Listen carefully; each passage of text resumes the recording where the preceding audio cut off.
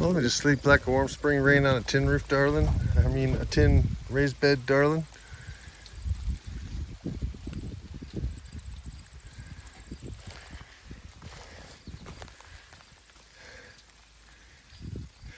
I've been thinking about putting a raised bed right here in the front so that any water that comes this way from a rainstorm will kind of hit a berm. It'll hit a raised bed here, and I'm not sure if I want to stop the raised bed here or if I actually want to take it all the way to this tree, which I haven't fully decided we're keeping because it does directly shade the garden, and if we want to do solar, it would probably directly shade the house. But even if we cut it down, we could literally use this as the corner of the raised bed so that it would work nicely. Now, I'm not just going to do short raised beds. I want a raised bed that it's at least kind of waist high. So kind of about this high. And I should probably mark that, but really it's got to be waist high because I'm getting old. I don't want to bend over. I want to be able to pick whatever I want right from here. And I'm thinking this will be where the asparagus goes. That's my thinking thought. Since asparagus often grows wild by the side of the road, I think we're off the road enough, and they'll be up above any kind of salt spray from road crews and stuff like that. So anyway, I'm thinking of having kind of an angle. I'm looking for cross pieces that will hold it nice and solidly at the bottom. And I'm going to kind of do a rough leveling. They don't have to be perfect. They don't have to be level. The goal is to use scrap wood and possibly only purchase a piece of roofing for the front if I can't find something that looks nice, because I want it to look nice from the road. At the moment, I think it's August 18th. The garden looks pretty good. There's going to be another raised bed over there where that pile of lumber is. But I have the asparagus in these temporary raised beds. And I think if the asparagus was along here, it would form a nice privacy screen in the summer. Or I could also possibly plant the Nanking cherries up here, which would form a nice privacy screen. So, and Nanking cherries, I think, can handle a little salt. So it's really being willing and able to take some time to kind of figure out what feels right and what gets the right amount of sun and what can handle whatever conditions there are. So that's way too much about that. Back to work. And so the basic shape is going to start taking place. I'm still able to move it around. What I like about using the scrap is that it just keeps the perfectionist in me at bay. I just can't be too fussy about it, which I like. I like just barely measuring. It's Legos, you know. You don't have to measure the Lego blocks. You just put them together. So that's where I am so far, and we continue. All right, so I found a couple of old pieces of roofing that would be a decent height, but I'm trying to figure out how I want to integrate them and how I want to support them.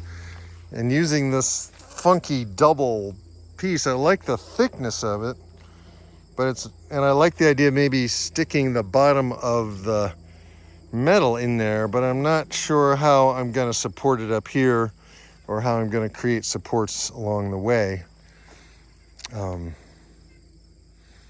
It'd be nice to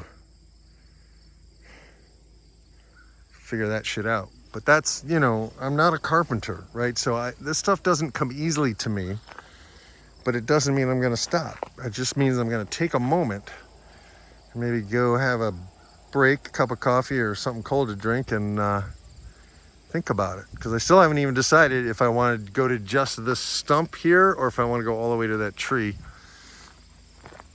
I could use the really kind of crappy looking old stuff in the back and then have some nicer stuff in the front. And this thing is, the stuff in the nicer stuff is whiter. But that might be okay if I have a hill kind of going down towards the inner garden. It'll be easier to kind of lean up into it to pick things or weed things, or lean down into it. So it could be at an angle. Or I may be able to add something above that if it's not high enough. So anyway, boom. Well, we're getting a little sun shower, and just messing around with this for the last hour or so, 2 hours, maybe 3 hours. I've kind of figured out how I want to do it, and I'm understanding why it's cheaper to just buy new lumber exactly to your specifications rather than trying to salvage stuff. Now, I have plenty of the 3-ish by 10 roofing panels. I think I have 4 of those. So I have 2 for the front and 2 for the back. And I'm not sure if I have enough for the sides, but I can use this grungy stuff for the sides, because I can cut it and I can kind of stack it. So, and the sides aren't that visible, but I might have pieces for the sides. But at the moment, I'm kind of getting to the point where I'm going to order some lumber, 10 footers and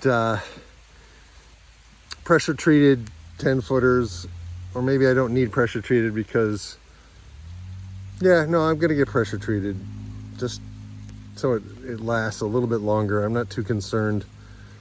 I'm going to be growing asparagus in these beds, or possibly Nanking cherries. I don't think it's significant enough to worry about. But I could be wrong. I might change my mind on that. So that's what I'm thinking about.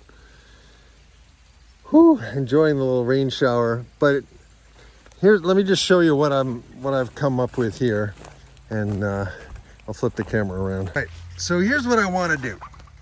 I want to basically pinch. I'm gonna screw this to a 2x4 down here.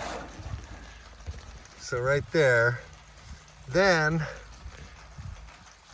I'm gonna have another 2x4 here that's just the right length, and that's gonna act like a pinch roller. And then I'll have a 2x4 on the top. It'll all line up, and the roof will be up snug, kind of like all snuggy there. And then I can put another 2x4 on the end, so there won't be any sharp edges, and that will actually be a good post. And then this will be cut off here, and this will attach into a 6x6, something pretty big for the bottom. So that's where I am at the moment. I'm gonna go make a list of all the things I need.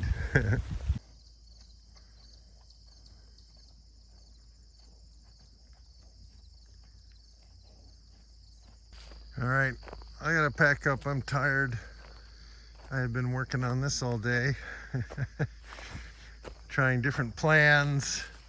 I eventually ended up going with new lumber that was all consistent dimensions, and I am close to a raised bed.